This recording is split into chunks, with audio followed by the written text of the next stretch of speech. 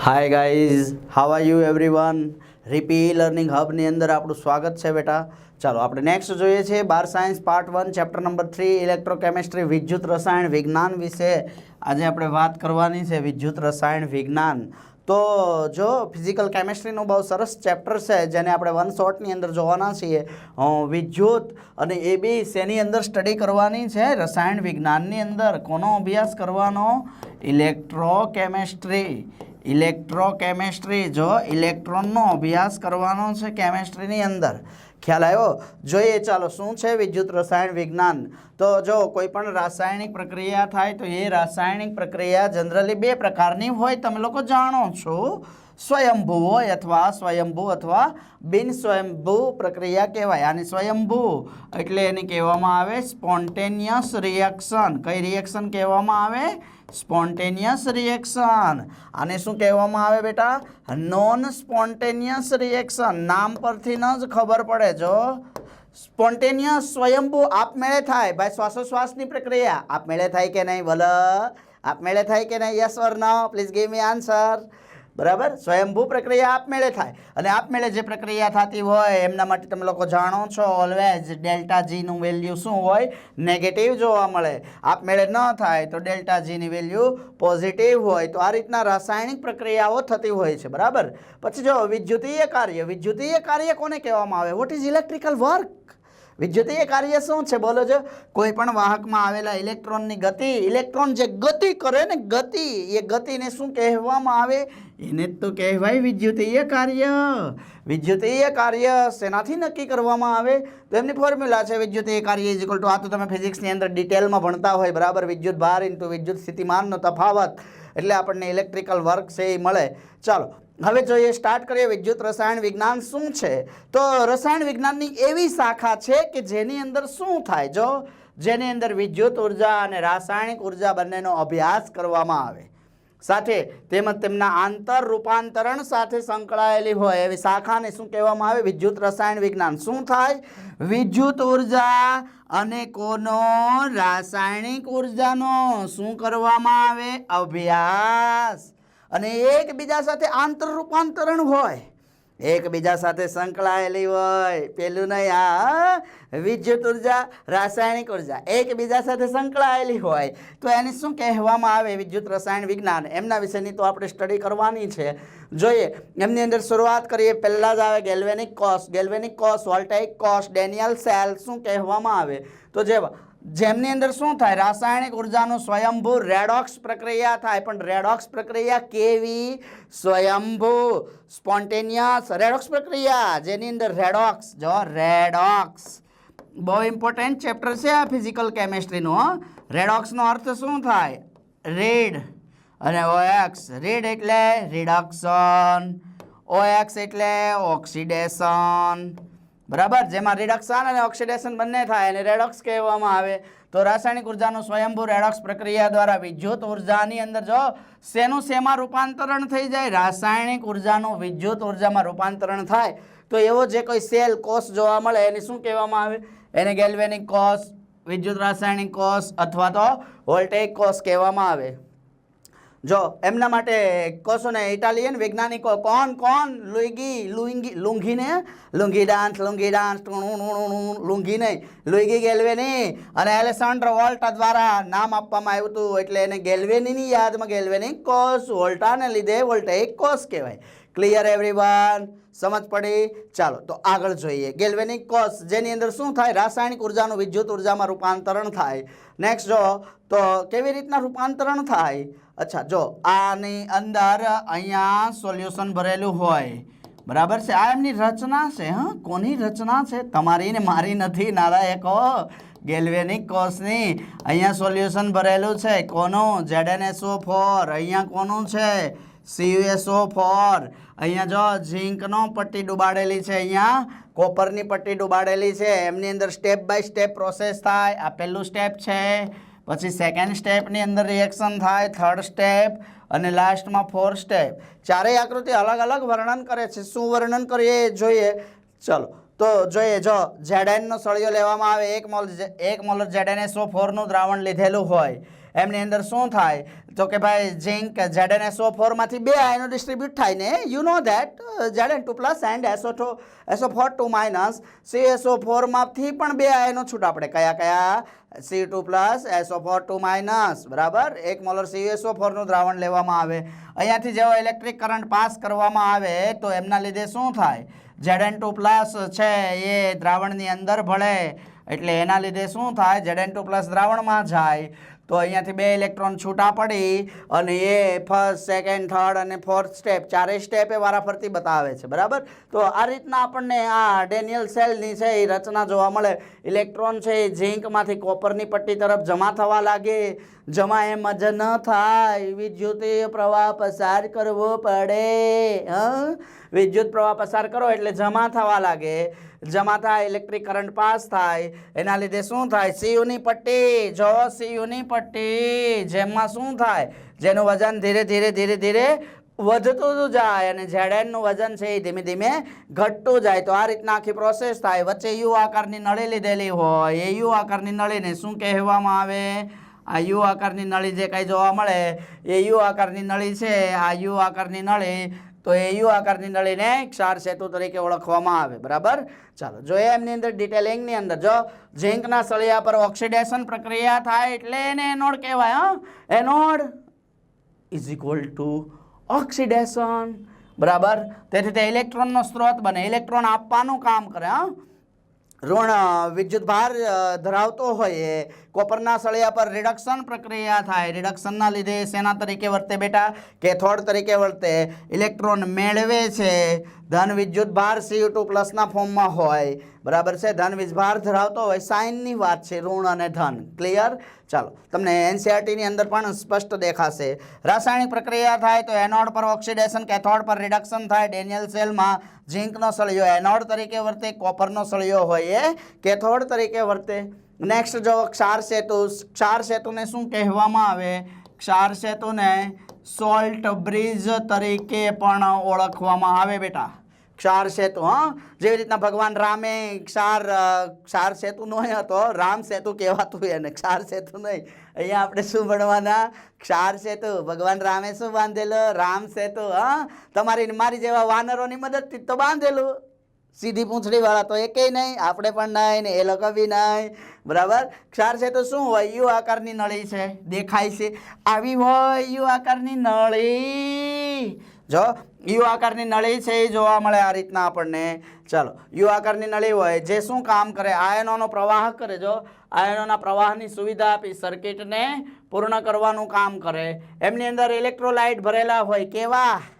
Cl KNO3 NH4Cl જેવા electrolyte semi solid મિશ્રણ ધરાવતું દ્રાવણ છે એમની અંદર સમઘન ધરાવતું દ્રાવણ છે એમની અંદર ભરેલું હોય પછી ક્ષાર સેતુની સાથે સાથે અગર અગર જેને અગર પણ બોલી શકાય અગર પણ કહી શકાય અગર અને જિલેટિનનું માધ્યમ પણ હોય વચ્ચે અહીંયા આ રીતના જિલેટિનનું માધ્યમ છે એ જોવા મળે ક્ષાર સેતુની સાથે છેલ્લે નીચે ઊન દ્વારા રૂના પૂમડા દ્વારા બંનેને શું હોય ઢંકાયેલા હોય પછી ક્ષાર સેતુમાં રહેલા દ્રાવણમાંના ઇલેક્ટ્રોન એ વિદ્યુત વિભાજનના દ્રાવણના ઇલેક્ટ્રોન આયન સાથે જો આ very important it's a very important for MCQ ક્ષાર સેતુમાં રહેલા જે કાંઈ દ્રાવણમાંના ઇલેક્ટ્રોન છે વિદ્યુત વિભાજ્ય દ્રાવણના ઇલેક્ટ્રોન આયનો સાથે પ્રક્રિયા કરતા નથી આ ઉપરાંત સાથે ઓક્સિડેશન પણ કે રિડક્શન પણ પામતા નથી ઓક્સિડેશન રિડક્શન એ ન કરે પછી CSO4 ને ZnSO4 નું દ્રાવણ ભરેલું હોય તો એની સાથે એની પ્રક્રિયા પણ ન થાય ખ્યાલ આવ્યો તમને ચાલો એટલે આ બધું કાર્ય છે એક ક્ષાર સેતુનું જોવા મળે સોલ્ટ બ્રિજ તો છેલ્લો પોઈન્ટ મગજમાં રાખવો ઇલેક્ટ્રોન આયનો સાથે પ્રક્રિયા ન કરે સાથે ઓક્સિડેશન કે રિડક્શન પણ કરતા નથી નેક્સ્ટ જો ક્ષાર સેતુનું કાર્ય ઇલેક્ટ્રોનનું વહન કરાવવાનું ક્યાંથી ક્યાં મોકલે એનોડથી કેથોડ તરફ આ રીતના એમની આખી રચના જોવા મળે આ ડેનિયલ કોષની રચના છે આ જે આપણને રચના દેખાય છે બેટા એ ડેનિયલ કોષની રચના આપણને જોવા મળે બરાબર છે Znની પટ્ટી હોય Cuની પટ્ટી હોય ક્ષાર સેતુ વચ્ચે રાખેલું હોય એક મોલર લેવામાં આવે એટલે પ્રમાણિત કોષ છે એ લેવામાં આવે ચાલો એમની અંદર ઓક્સિડેશનની પ્રક્રિયા થાય તો ઓક્સિડેશન પ્રક્રિયા આ આપણને ખબર છે એનોડ છે Cu શું છે સર ખબર છે અમને કેથોડ છે. તમે કહો તો જ ખબર પડે એવું ન હોય. અમને ખબર છે. કેમ? તો કે ભાઈ ઝીંક ઇલેક્ટ્રોન ગુમાવે છે એટલે એનોડ છે, એટલે ઇલેક્ટ્રોન ગુમાવે છે એનોડ છે એટલે એમની અંદર ઓક્સિડેશન પ્રક્રિયા થાય એટલે એને ઓક્સિડેશન ઓફ રિએક્શન કહેવાય. કોપર છે ઇલેક્ટ્રોન મેળવે. આજા મેરી બુલબુલ તેરા ઇંતજાર હે ટુણુણુણુણુ. સીયુ છે ઇલેક્ટ્રોન મેળવે છે એટલે Cu2+ માંથી શું બની જાય? Cu બની જાય. ધીમે ધીમે Zn ની પટ્ટીનું વજન ઘટતું જાય, Cu ની પટ્ટીનું વજન જમા થતું જાય. તો આ રીતના આપણને આ ડેનિયલ કોસ છે એ જોવા મળે. જો એનોડ પરથી જો ભાગવા લાગ્યા. આ કોણ છે? ઇલેક્ટ્રોન. એનોડ પર Zn2+ + 2 ઇલેક્ટ્રોન બને. બરાબર છે. Zn2+ ની સાંદ્રતામાં વધારો થાય દ્રાવણની અંદર. અહીંયાથી છૂટું પડીને કોણ આવે? Zn2+ આવે અને આ ઇલેક્ટ્રોન છે એ ઉપર જવા લાગે. બરાબર. સાંદ્રતામાં વધારો થવાને લીધે એનોડની આસપાસ કોણ જમા થાય? તો કે ધન વીજભાર જમા થાય. સાથે એનોડની આસપાસનો ધન વીજભાર શું કામ કરે? તો કે ઇલેક્ટ્રોનને એની અંદરથી પસાર ન થવા દે. ઇલેક્ટ્રોનને ક્યાં મોકલવાનો પ્રયત્ન કરે? ઉપર. અહીંયા Znની સાંદ્રતા ઇન શોર્ટ વધતી જાય. એક તો ઓલરેડી આપણે શું લીધેલું હોય? તો કે ઓલરેડી દ્રાવણમાં ZnSO4 લીધેલું છે. સાથે ઉપરથી કોણ જમા થાય છે? ઝીંકની પટ્ટીમાંથી Zn2+. એટલે Znની સાંદ્રતા છે સાંદ્રતામાં શું થાય? વધારો થતો જાય. નેક્સ્ટ જો એવી રીતના કોપર છે એ શું કરે છે? ગેઇન ઓફ ઇલેક્ટ્રોન ગેઇન કરે. આવવા દે આઈ એમ રેડી. અહીંયાથી કોણ જમા થાય? C2+. ઉપરથી ઇલેક્ટ્રોન મેળવે એટલે શું બની જાય? Cu. તો કેથોડની અંદર C2+ + 2 electron gives to Cu. Cathode વિદ્યુત ધ્રુવમાં વિદ્યુત વિભાજન દ્રાવણમાં શું થાય? ઋણ વીજભાર હોય. ઋણ વીજભાર સલ્ફેટ આયન જ વધે ને બેટા. જો અહીંયા પણ દ્રાવણ કોનું હોય? તો કે CuSO4 નું. એમાંથી Cu2+ ક્યાં જાય? Cu2+ પટ્ટી પર એનોડ કેથોડ પર વિદ્યુત ધ્રુવ પર જમા થાય. બરાબર. તો પછી વધે કોણ દ્રાવણમાં? SO4 2-. તો SO4 2- વધે દ્રાવણમાં એમને એમ પડ્યો રહે એટલે કોની સાંદ્રતા વધી જાય? એનાયનની સાંદ્રતા છે એ વધી જાય. તો આ રીતના એનાયનની સાંદ્રતા વધી જાય. ખ્યાલ આવ્યો દરેકને? ક્લિયર? ખબર પડે છે બેટા? ચલો પછી જો કેથોડની આસપાસ રહેલા ઋણ વીજભારે એનોડ પરથી ઇલેક્ટ્રોનની સ્વીકૃતિ ન થવા દે, એને અટકાવી દે એટલે પ્રક્રિયા શું થઈ જાય? પૂર્ણ થઈ જાય અને વિદ્યુત પ્રવાહનું પછી ત્યારબાદ વહન થાય નહીં. છેલ્લે એમનું વહન થતું અટકી જાય. ભાઈ બધા જ Zn માંથી ઇલેક્ટ્રોન આ બાજુ આવી જાય પછી તો ખબર જ છે ને પછી શું થવાનું? Nothing else. પછી કંઈ ન થાય. પછી પ્રક્રિયા અટકી જાય. આ રીતના કોષનો પરિપથ છે એ પૂર્ણ થઈ જાય. તો આ રીતના આપણે જે ડિટેલિંગ જોઈએ વિદ્યુત રાસાયણિક કોષ આ રીતના જોવા મળે. ક્ષાર સેતુ વિદ્યુત ભારોને જમા થતા અટકાવી દે અને પ્રવાહ છે એ પ્રવાહની ગતિને શું કરી રાખે? જાળવી રાખે. ચાલો પછી જો અહીંયા ધારો કે યુ આકારની નળી છે આ, તો એમની અંદર ક્ષાર સેતુ છે કે Cl નું દ્રાવણ ભરેલું હોય તો H+ નહીં K+ નું દ્રાવણ ભરેલું હોય તો શું થાય? જો K+ આયન શું કરે? કેથોડ વિદ્યુત ધ્રુવ તરફ વહન પામે. કેમ? તો કે કેથોડ શું છે? નેગેટિવ. આપણને ખબર છે શું? નેગેટિવ તરફ કોણ એટ્રેક્ટ થાય? પોઝિટિવ. પોઝિટિવ એટલે કેથોડ તરફ પોઝિટિવ એટ્રેક્ટ થાય એટલે K+ છે કેથોડ તરફ જવાનો પ્રયત્ન કરે અને Cl- ક્યાં જાય? Cl- એનોડ તરફ વહન પામે. ખ્યાલ આવ્યો? તો આ રીતના કેથોડ અને એનોડ અને બધાને જ બેલેન્સ કરવાનું કામ ઇન શોર્ટ કોણ કરે? સોલ્ટ બ્રિજ છે એ કામ કરે. આ રીતના આપણને વિદ્યુત રાસાયણિક કોષ છે એ ડેનિયલ કોષ ગેલ્વેનિક કોષ જોવા મળે. Clear everyone guys? Clear? How the josh. ચાલો નેક્સ્ટ જો કોઈ પણ કોષ હોય એનું નિરૂપણ કરવું હોય તો કેવી રીતના કરવામાં આવે? એનોડને ડાબી તરફ કેથોડને જમણી તરફ દર્શાવવામાં આવે. ક્ષાર સેતુને બે ઊભી લીટીથી દર્શાવાય. ધાતુ અને વિદ્યુત વિભાજ્ય હોય તો એમને એક ઊભી લીટીથી દર્શાવાય. જો એનોડ ડબલ ઓબ્લિક્સ કેથોડ. કેમ ડબલ ઓબ્લિક્સ? કારણ કે ક્ષાર સેતુ વાપરો હોય તો, ન વાપરો હોય તો સિંગલ ઓબ્લિક્સ. ઓકે. જો Zn obliques solid obliques ZnSO4 aqueous double obliques CuSO4 obliques Cu solid. બરાબર. તો આ રીતના એમાંથી આયનો છૂટા પડે તો એના આધારે જો આ એનોડ ઓલવેઝ કઈ બાજુ હોય? ડાબી બાજુ. કેથોડ ઓલવેઝ કઈ બાજુ હોય? જમણી બાજુ. વચ્ચે શું લીધેલું હોય? ક્ષાર સેતુ. તો આ રીતના એનોડ કેથોડ અને ક્ષાર સેતુ જોવા મળે. ખ્યાલ આવ્યો દરેકને? ચાલો નેક્સ્ટ જોઈએ એમના પછી. આ રીતના કોષનું નિરૂપણ થાય. પછી જો વિદ્યુત ધ્રુવ potential electrode potential. It's a very important. Electrode potential ચાલો તો એમના વિશે જોઈએ. ઇલેક્ટ્રોડ પોટેન્શિયલ કોને કહેવામાં આવે?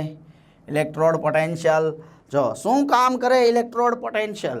તો વિદ્યુત ધ્રુવ એટલે જે ધાતુની પટ્ટી આપણે દ્રાવણમાં ડુબાડતા હતા એ દ્રાવણમાં ડુબાડેલી ધાતુની પટ્ટી એટલે કોણ? વિદ્યુત ધ્રુવ. વિદ્યુત ધ્રુવ અને વિદ્યુત વિભાજ્યની વચ્ચે જે પોટેન્શિયલનો તફાવત ક્રિએટ થાય એ પોટેન્શિયલના લીધે શું થાય? ઇલેક્ટ્રોનનું એનોડથી કેથોડ તરફ વહન થાય. ઇલેક્ટ્રોન જો એના લીધે ઇલેક્ટ્રોન વહન પામે તો એને શું કહેવામાં આવે? વિદ્યુત ધ્રુવ પોટેન્શિયલ તરીકે ઓળખવામાં આવે. વિદ્યુત ધ્રુવ ને વિદ્યુત વિભાજ્ય એ દ્રાવણ એ બંનેની વચ્ચે પોટેન્શિયલ મળે, ફોર્સ ક્રિએટ થાય. એ ફોર્સ ઇલેક્ટ્રોનને ધક્કો મારે, હા, નીચેથી જા જા જા. ક્યાં જાય? એનોડથી કેથોડ તરફ જાય, બરાબર.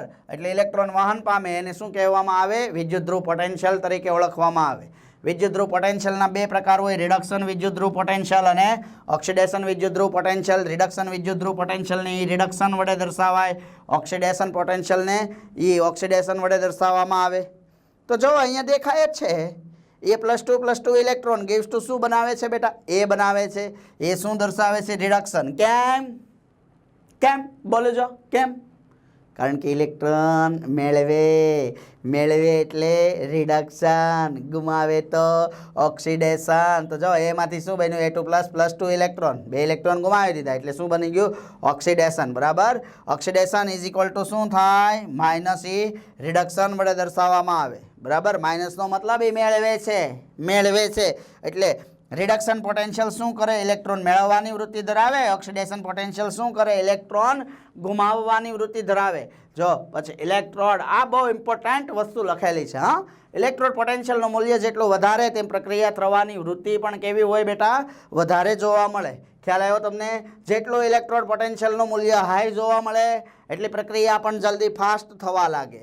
ચાલો પછી જો પ્રમાણિત રિડક્શન પોટેન્શિયલ, આપણને ખબર છે કોઈ પણ કન્ડિશન છે એ સ્ટાન્ડર્ડ કન્ડિશન ક્યારે હોય? Standard reduction potential. તો કે સર અમને ખબર છે, શું બોલો? જો એમની સાંદ્રતા કેટલી લેવામાં આવે? 1 મોલ પર લિટર અથવા તો 1 મોલર લેવામાં આવે.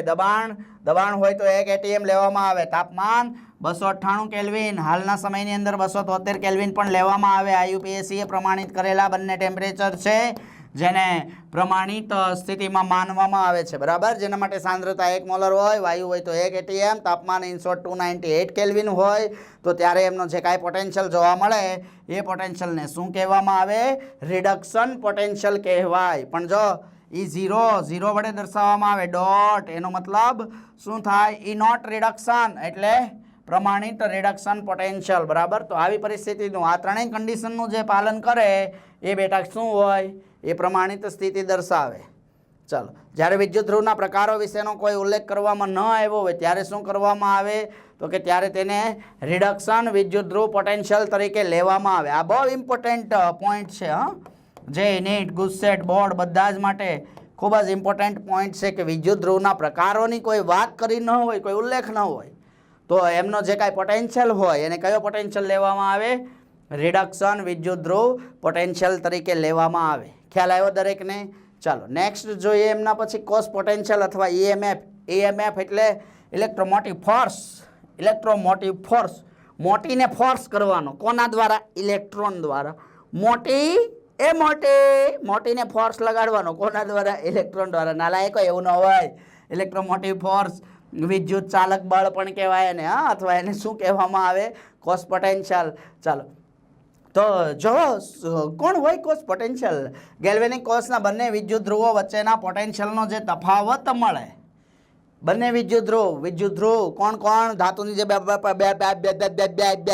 પાટી ડુબાડીને એક કોની હોય? ઝીંકની, બીજી કોની હોય? કોપરની. તો બંને વિદ્યુત ધ્રુવના વચ્ચેના પોટેન્શિયલનો જે તફાવત લેવામાં આવે એને શું કહેવામાં આવે? કોસ પોટેન્શિયલ અથવા તો EMF વડે દર્શાવવામાં આવે. E સેલ બરાબર શું મળે? E oxidation plus E reduction. એક પર ઓક્સિડેશન થાય, બીજા પર રિડક્શન, એટલે E ઓક્સિડેશન પ્લસ રિડક્શન. તો શું મળે? અથવા તો એના આધારે જો આ બધી ફોર્મ્યુલાઓ છે, હા. E reduction cathode plus E oxidation anode અથવા શું લખવામાં આવે જનરલી આપણે આ ફોર્મ્યુલાનો ઉપયોગ કરીએ E reduction cathode minus E reduction anode અથવા તો E0 સેલ પ્રમાણિત કન્ડિશનમાં હોય તો E0 cathode minus E0 anode cathode always ડાબી બાજુ હોય પણ ક્યારે જ્યારે રિડક્શન દર્શાવે ત્યારે ઓક્સિડેશન દર્શાવે તો કેથોડ ડાબી બાજુ ન લેવામાં આવે ખ્યાલ આવ્યો બરાબર તો જો E oxidation plus E reduction E0 cathode minus E0 anode આ ફોર્મ્યુલાનો ઉપયોગ કરવામાં આવે વધારે હા ચાલો નેક્સ્ટ જોઈએ એમના પછી ડેનિયલ કોસનો EMF મેજર કરવો હોય તો કેવી રીતના મેજર કરવામાં આવે આપણને ખબર છે કોપરનો વિદ્યુત ધ્રુવ હોય એ કેથોડ હોય ઝિંકનો જે કાંઈ વિદ્યુત ધ્રુવ જોવા મળે એ ઝિંકનો વિદ્યુત ધ્રુવ શું હોય બેટા એનોડ સર ખબર જ છે ક્યારના એ જ ભણીએ છીએ હા કાંઈ વાંધો નહીં હા તમે લોકો સ્માર્ટ અને હોશિયાર છો મને ખબર છે ચાલો ડેનિયલ કોસ એમનો EMF માપવો છે ડેનિયલ કોસનો તો જો Zn plus Cu2 plus gives to Zn2 plus plus શું મળશે આપણને Cu2 પ્લસ આ રીતના દર્શાવવામાં આવે એમની વેલ્યુ કેટલી હોય 0.34 વોલ્ટ Zn હોય તો Zn માટે કેટલી હોય -0.76 વોલ્ટ ચાલો તો E0 સેલ બરાબર E0 cathode minus E0 anode એટલે શું લેવામાં આવે E0 કોપરનો માઇનસ E0 ઝિંક તો કેટલું મળે 0.34 માઇનસ 0.76 તો ઓવરઓલ E0 સેલની વેલ્યુ કેટલી મળી જાય બેટા 1.1 વોલ્ટ તો આ રીતના આપણે નોર્મલી EMF છે એ મેજર કરી શકીએ ખ્યાલ આવ્યો ચાલો નેક્સ્ટ જોઈએ પછી EMF શ્રેણી wow wow it's a very very important હા મગજની અંદર બરાબર ફિટ કરી દેવાનું કારણ કે આને રિલેટેડ પોઈન્ટ્સ હમણાં આવશે ને એના ક્વેશ્ચન્સ આવે તો એ પોઈન્ટ્સ દિમાગની અંદર હોવા જોઈએ આની અંદરથી MCQ પૂછાવાની પોસિબિલિટીઝ વધારે કઈ કઈ એક્ઝામ માટે બોલે છે એ મેરે ચંગુ મંગુ બતાવો જ ચિત્તા ગીતા બબીતા બતાવો EMF શ્રેણીની અંદર સર અમને ખબર છે હા બોલો તો board GUJCET sir ZEE NEET બધી જ એક્ઝામ માટે કામ આવશે બરાબર ચાલો સ્ટ્રોંગ રિડક્શન પોટેન્શિયલના ઘટાડા સાથે ઘણી બધી અર્ધ પ્રક્રિયાઓ છે એ જોવા મળે પ્રબળ ઓક્સિડેશન કરતા નિર્બળ ઓક્સિડેશન કરતા ઉપર જાય તો શું થાય પ્રબળ ઓક્સિડેશન કરતા ની ક્ષમતા વધતી જાય પછી જો આ બાજુ એમની વેલ્યુ પણ ઘટતી જાય હા વેલ્યુના આધારે છે પ્રબળ ઓક્સિડેશન કરતા નિર્બળ ઓક્સિડેશન કરતા ચાલો અરે રિડક્શન કરતા આવશે અહીંયા રિડક્શન કરતા બરાબર આ ઓક્સિડેશન કરતા નહીં હા પ્રબળ રિડક્શન કરતા હું લખી જ દઉં છું પ્રબળ રિડક્શન કરતા ઓકે ચાલો ઓક્સિડેશન કરતાની પ્રબળતા વધે ઉપર જઈએ એમ એટલે જો ઉપર જાય એમ શું થાય છે અહીંયા વૈજ્ઞાનિકોએ સ્વીકારી લીધું હાઇડ્રોજન માટે એની વેલ્યુ ફિક્સ હોય કેટલે વૈજ્ઞાનિકોએ સ્વીકારી લીધી એને સંદર્ભ કોષ એને માપવામાં આવે એની સરખામણીમાં બીજાને માપી શકાય તો હાઇડ્રોજન માટે કેટલો જોવા મળે 0 વોલ્ટ હાઇડ્રોજનથી ઉપર જો બધા પ્લસ હશે નીચે જો બધા જ માઇનસ જોવા મળે નેગેટિવ માઇનસ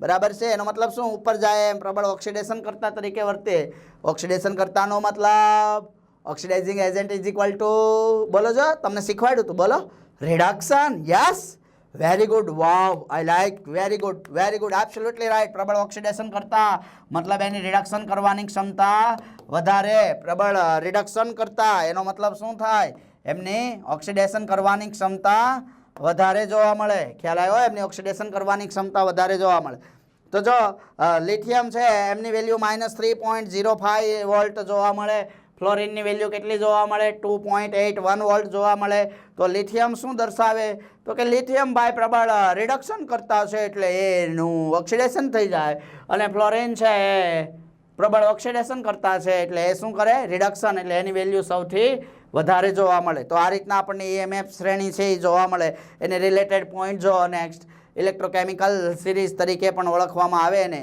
EMF શ્રેણીમાં મહત્તમ સ્થાન ધરાવતા રિડક્શન પોટેન્શિયલ સૌથી વધુ શું જોવા મળે રિડક્શન પોટેન્શિયલ જોવા મળે જેવો શું થાય સરળતાથી એમનું રિડક્શન થાય એટલે એમાં પ્રબળ ઓક્સિડેશન કરતા તો જો પ્રબળ ઓક્સિડેશન કરતા કોણ છે આની અંદર ફ્લોરિન છે એ પ્રબળ ઓક્સિડેશન કરતા તરીકે વર્તે ફ્લોરિન સૌથી મહત્તમ સ્થાન પર આવેલ હોવાથી એ શું છે પ્રબળ ઓક્સિડેશન કરતા પછી શ્રેણીની અંદર નીચે કોણ હતું બોલો છો નીચે કોણ હતું ઝડપથી જવાબ આપો ઝડપથી lithium yes absolutely right lithium સૌથી નીચે હતો તો લિથિયમનું શું થાય EMF શ્રેણીમાં નીચેના સ્થાન પર રહેલા તત્વોના રિડક્શન પોટેન્શિયલનું મૂલ્ય ઓછું હોય હા ખબર છે અમને ભાઈ રિડક્શન પોટેન્શિયલનું મૂલ્ય ઓછું હોય ખબર છે ઓક્સિડેશન પોટેન્શિયલનું મૂલ્ય કેવું હોય વધારે હોય તો કોનું વધારે હોય જેનું શું થાય સરળતાથી ઓક્સિડેશન થાય એટલે એ પ્રબળ રિડક્શન કરતા કહેવાય. તો કોણ લિથિયમ.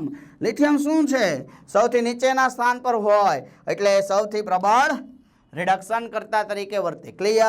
ક્લિયર એવરીવન, સમજ પડી. ફ્લોરિન છે એ સૌથી મહત્તમ ટોપ પર કોણ ફ્લોરિન ઉપર છે ફ્લોરિન એટલે પ્રબળ ઓક્સિડેશન કરતા. નીચે કોણ નીચે આ તમારે નીચે કોણ રહે એની વાત નથી થતી હો. તમારે નીચે કોણ રહે એની વાત નહીં. લિથિયમ નીચેના સ્થાન પર હોય એટલે એ શું છે પ્રબળ રિડક્શન કરતા તરીકે વર્તે. Clear everyone. પ્રશ્ન પૂછાય આમાંથી તો આપણને આઈડિયા હોવો જોઈએ મગજની અંદર EMF સિરીઝ વિશે. ચાલો નેક્સ્ટ જો ગિબ્સ ઉર્જા અને મુક્ત ઉર્જામાં થતો ફેરફાર અને કોષના EMF વચ્ચેનો સંબંધ. ચાલો આમના આધારે એક મસ્ત ઇમ્પોર્ટન્ટ કન્ક્લુઝન નીકળશે હમણાં. વિદ્યુતીય કાર્ય જે કાંઈ વિદ્યુતીય કાર્ય થાય એ શું હોય તો કે મુક્ત ઉર્જામાં થતો ઘટાડો દર્શાવે. કેવી રીતના ગણતરી થાય તો જો માત્ર ઇલેક્ટ્રોનના લીધે વહન થાય તો 1 મોલ પરનો કુલ વિદ્યુત ભાર છે એ આપણે શોધવી હોય તો એ આપણે શોધી શકીએ છીએ. શું કરવામાં આવે એના માટે 1 ઇલેક્ટ્રોન પરનો વીજભાર લેવામાં આવે. પછી 1 ઇલેક્ટ્રોન પરનો વીજભાર એને 1 મોલ એટલે એને એટલે કોણ એવોગેડ્રોસ નંબર સર ખબર છે. હા ભાઈ બોલ થઈ ગઈ હો ભાઈ, તમને બધી જ ખબર હોય અમને નહોતી ખબર. લે તમને બધી જ ખબર હોય તો બહુ સારું. બસ આપણો તો એક જ પ્રયત્ન છે બેટા કે તમારું રિઝલ્ટ આવવું જોઈએ. એવોગેડ્રો નંબર એને વડે દર્શાવવામાં આવે. એને શું છે 6.022 × 10⁻23. Yes okay. તમે આ પણ જાણતા હશો તો 1 ઇલેક્ટ્રોન પરનો ચાર્જ કેટલો હોય બોલો મેરે છગન મગન બતાવો જો મુझे. 1 ઇલેક્ટ્રોન પરનો ચાર્જ કેટલો હોય 1.6 × 10⁻19 કુલમ. તો આને મલ્ટીપ્લાય કરવામાં આવે તો એપ્રોક્સ વેલ્યુ આપણને મળી જાય. કેટલી મળી જાય 96500 કુલમ. આ રિલેટેડ છે આ જ આવે આન્સર એવું જરૂરી નથી. 9643 ગમે આવે પણ આપણે એપ્રોક્સ વેલ્યુ કેટલી લઈએ છીએ 96500 કુલમ, જેને શું કહેવામાં આવે 1 ફેરાડે તરીકે ઓળખવામાં આવે. એટલે ઇન શોર્ટ કહી શકીએ 1 ફેરાડે બરાબર શું 1 ફેરાડે બરાબર 1 મોલ ઇલેક્ટ્રોન પરનો વીજભાર, જેને શું કહેવામાં આવે 1 ફેરાડે તરીકે ઓળખવામાં આવે. તો આપણે મગજની અંદર ફિટ રાખવાનું 1 ફેરાડે બરાબર કેટલા 96500 કુલમ. સર 96500 કુલમ ક્યાંથી આવ્યા તો કે 1 મોલ ઇલેક્ટ્રોન પરનો વીજભાર લેવાનો. 1 મોલ એટલે એને ગુણ્યા એના ઇલેક્ટ્રોન પરનો વીજભાર એટલે કેટલો તો કે આટલો. કેટલો 1.6 × 10⁻19 કુલમ. એમની સાથે એને મલ્ટીપ્લાય કરી દેવાના એટલે આપણને મળી જાય 1 ફેરાડે. 1 ફેરાડે શું દર્શાવે છે 1 મોલ ઇલેક્ટ્રોન પરનો વીજભાર દર્શાવે. ચાલો પછી જો ધારો કે રેડોક્સ પ્રક્રિયા છે એ આપણે સંતુલિત કરવી છે તો એમના માટે તો આપણને ખબર નથી તો આપણે શું કરીએ n મોલ ઇલેક્ટ્રોનની જરૂર પડે કે નહીં બોલો. मेरे नालायको बताओ जो. चलो बताओ झड़प थे. चलो मेरे सल्लो बता दे. चल सल्लू बता दे. हमें पता है कैटरीना की हो गई है बट तू बता दे. तू काई को टेंशन लेता है भाई.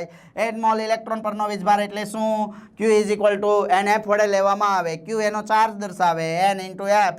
તો ધારો કે કોષનો EMF હોય એને શું કહીશું E સેલ. તો વિદ્યુતીય કાર્ય નક્કી કરવું હોય તો વીજભાર ઇન્ટુ પોટેન્શિયલનો તફાવત. 1 ઇલેક્ટ્રોનનો વીજભાર એટલે 1 ફેરાડે. તો N મોલ માટે NF વડે દર્શાવાય. તો વિદ્યુતીય કાર્ય શું મળે W = NF × E સેલ બરાબર. તો મેક્સિમમ વિદ્યુતીય કાર્ય શોધવું હોય તો એના માટે શું આવે W = G = NF E cell અથવા તો NF E સેલ = -ΔG વડે દર્શાવવામાં આવે બરાબર. -W વિદ્યુતીય કાર્ય તો -W = G = -NF E cell. અચ્છા અહીંયા જો માઇનસ વડે દર્શાવીશું અથવા તો -NF E0 cell E cell = શું આવશે -ΔG વડે એને દર્શાવવામાં આવે. ચાલો નેક્સ્ટ જો પછી ΔG E સેલ અને પ્રક્રિયાની સ્થિતિ. ΔG જો નેગેટિવ હોય E સેલનું મૂલ્ય પોઝિટિવ હોય ΔG નેગેટિવ હોય. આ ટેબલ છે એ કામ આવશે તમારે MCQs માટે. વેરી ઇમ્પોર્ટન્ટ મગજની અંદર ફિટ કરી દેવાનું. ΔG negative E cell positive પણ ΔG નેગેટિવ છે એટલે પ્રક્રિયા કેવી થાય સ્વયંભૂ પ્રક્રિયા થાય સ્પોન્ટેનિયસ રિએક્શન. એટલે જાડા થઈ જાય ને જાડા થઈ જાય કે નહીં નાના હોય ત્યારે દાંત આવતા હોય ખબર છે અત્યારે દાંત આવે એ નહીં હા નાના હોય ત્યારે મોઢાની અંદર દાંત આવતા હોય દાંત આવે ને ત્યારે જે જાડા થાય ને એ સ્વયંભૂ પ્રક્રિયા છે મમ્મીને બિચારીને ખબર ન હોય અને આપમેળે થઈ જાય હા જાડા બડાટ ત્યાં તો આમ ભાઈ આમ લેગી વેગી બધું ભરાઈ ગયું હોય સીધું એ સ્વયંભૂ પ્રક્રિયા માટે મગજની અંદર ફિટ રાખવું delta G always is a negative delta G positive હોય તો બિન સ્વયંભૂ પ્રક્રિયા આપમેળે ન થાય ખોરાક ખાવો છે આપમેળે ન થાય ખવડાવવું પડે કાં તો હાથે ખાવું પડે હા ચાલો પછી ડેલ્ટા જી નું મૂલ્ય 0 હોય એ 0 પણ 0 જોવા મળે તો પ્રક્રિયા કેવી હોય સંતુલનની અંદર હોય ઇન શોર્ટ પ્રમાણિત સ્વરૂપની અંદર શું લેવામાં આવે delta G 0 is equal to શું લેવામાં આવે NFE 0 સેલ વડે દર્શાવવામાં આવે બરાબર ચાલો અહીં આપણે જોયું કે minus NFE cell is equal two minus NFE cell is equal two minus delta જે આ સામાન્ય કન્ડિશનની અંદર છે હા બેટા પણ પ્રમાણિત સ્થિતિ હોય તો ડેલ્ટા જી 0 બરાબર શું લેવામાં આવે NFE 0 સેલ વડે દર્શાવવામાં આવે ચાલો પછી જોઈએ હવે વાવ ઇટ્સ અ વેરી ઇમ્પોર્ટન્ટ મગજની અંદર ફિટ કરી દેવાનું ઇટ્સ અ વેરી ઇમ્પોર્ટન્ટ શું નન્સ્ટ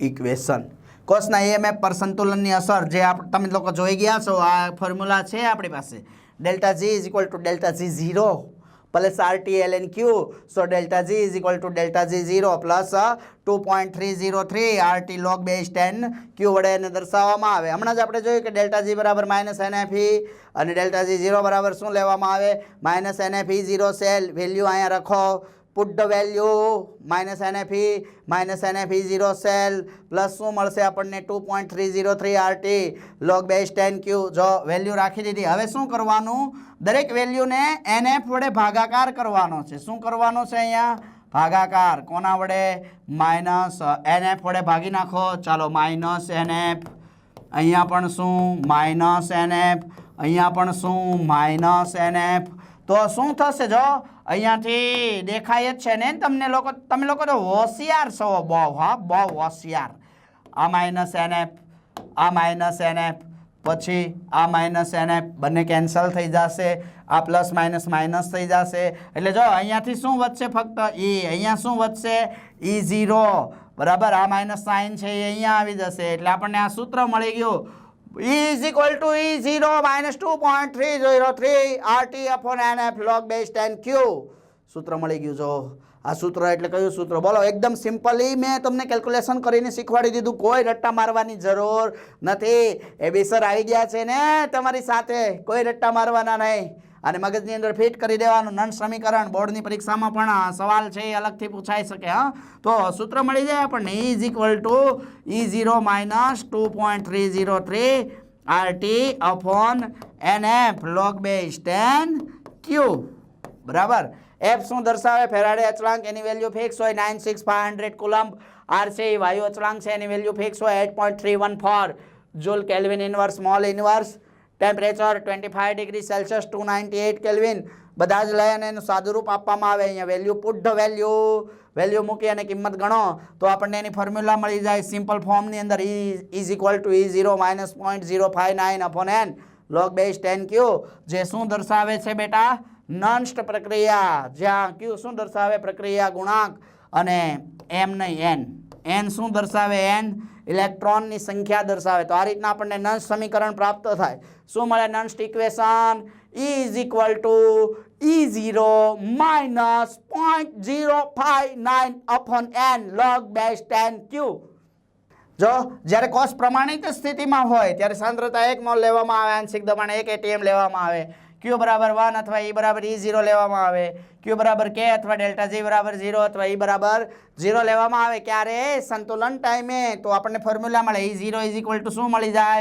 0.059 upon N log K અથવા તો આપણી પાસે છે જ આ formula E is equal to E0 minus 0.059 upon N log Q ની જગ્યાએ શું લખી શકીએ K વડે પણ એમને દર્શાવી શકાય બરાબર છે બંને વડે દર્શાવવામાં આવે તો આ રીતના નક્કી કરવામાં આવે નેક્સ્ટ જો પછી એમના પછી સાંદ્રતા કોષ હોય તો એ વિવિધ પ્રકારના જુદા જુદા સાંદ્રતા કોષ જોવા મળે વિદ્યુત વિભાજ્ય સાંદ્રતા કોષ સિલ્વર આયન વિદ્યુત ધ્રુવ તરીકે વર્તે. તો જ્યારે સાંદ્રતા કોષ હોય ને ત્યારે E0 કેથોડ ને E0 એનોડ બંને સમાન થઈ જાય એટલે E સેલનું મૂલ્ય ઓલવેઝ કેટલું જોવા મળે? 0. આપણા માર્ક્સ 0 ન આવવા જોઈએ. હા, E0 સેલનું મૂલ્ય પણ કેટલું જોવા મળે? 0 વોલ્ટ જોવા મળે. જો એક્ઝામ્પલ આપ્યું છે સિલ્વર હોય તો એક Ag ઇલેક્ટ્રોન ગુમાવે એટલે Ag બની જાય. સોરી, એક Ag છે ઇલેક્ટ્રોન મેળવે એટલે Ag બને. બીજો Ag શું કરે તો કે બીજો ભાઈ ગુમાવી દે. એકની સાંદ્રતાને C1 મોલર કીધી, બીજાની સાંદ્રતાને C2, તો Ag plus aqueous gives to Ag plus, બંને Ag પ્લસ જ. એકની સાંદ્રતા C1, બીજાની સાંદ્રતા C2, બરાબર છે. એક એનોડ તરીકે વર્તે, એક કેથોડ તરીકે વર્તે. અહીંયા એનોડ, હા, ઇલેક્ટ્રોન ગુમાવે એટલે એક એનોડ તરીકે વર્તે, એક કેથોડ તરીકે વર્તે. ચાલો, તો આ રીતના સાંદ્રતા કોષ જોવા મળે. એવી રીતના કોપર માટે પણ હોય સેમ. ચાલો, નન સમીકરણની સાંદ્રતામાં પણ ફેરફાર જોવા મળે.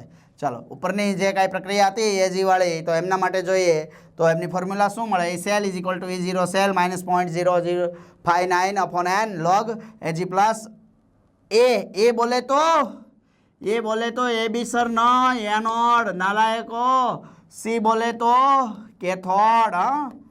સી બોલે તો કેથોડ. એનોડની સાંદ્રતા ઉપર દર્શાવવાની, કેથોડની સાંદ્રતા નીચે, એટલે એનોડની સાંદ્રતા C2 અપોન કેથોડની સાંદ્રતાને C1 વડે દર્શાવી. તો E સેલ બરાબર જો 0 વેલ્યુ મળી ગઈ ને, E0 સેલની વેલ્યુ તો 0 મળી જાય.